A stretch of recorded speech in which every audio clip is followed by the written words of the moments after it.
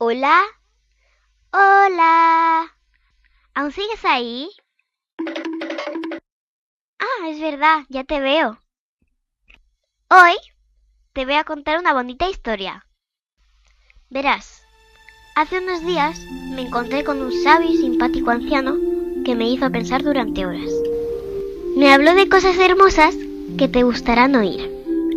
Me dijo que esta vida a veces no es justa, pero aún así es buena porque no tenemos otra. Que no merece la pena malgastarla con lamentos, porque es demasiado corta y cuando aprendemos a vivirla ya nos tenemos que ir. Por eso hay que vivirla intensamente, que el trabajo es importante, pero no te cuidará cuando estés enfermo. Tu familia y tus amigos sí lo harán, no los pierdas y dedícales tiempo y amor. También me dijo que no hay que comparar nuestra vida con la de otros, porque no sabemos cómo ha sido su camino para llegar hasta ahí. Quizás, si pudiéramos ver todos los problemas de los demás, nos quedaríamos con los nuestros. La envidia nos hace perder el tiempo y la razón. Y tú ya tienes todo cuanto necesitas. Comentó que había que hacer las paces con el pasado para no arruinar tu futuro. Que a veces llorar con alguien alivia más que llorar solo. Que no perdamos tiempo en discutir y pelear.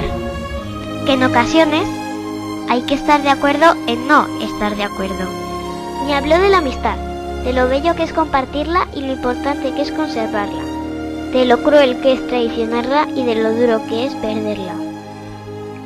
Me animó a buscar la belleza allá donde nadie la supo encontrar, porque no supieron mirar. A entender al alma por encima de la razón. A parar el tiempo y renunciar al odio.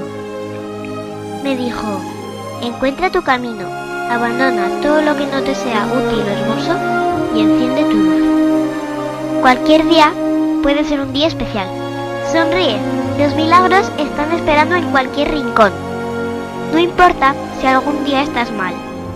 Sal a la calle, respira hondo, ama y siente la vida.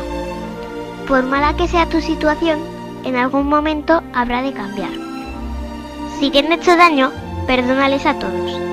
Todo lo que importa es que al final del camino hayas y te hayan amado. Enciende tu luz. Enciende tu luz porque la vida no está envuelta en un lazo. Pero sigue siendo el mejor regalo.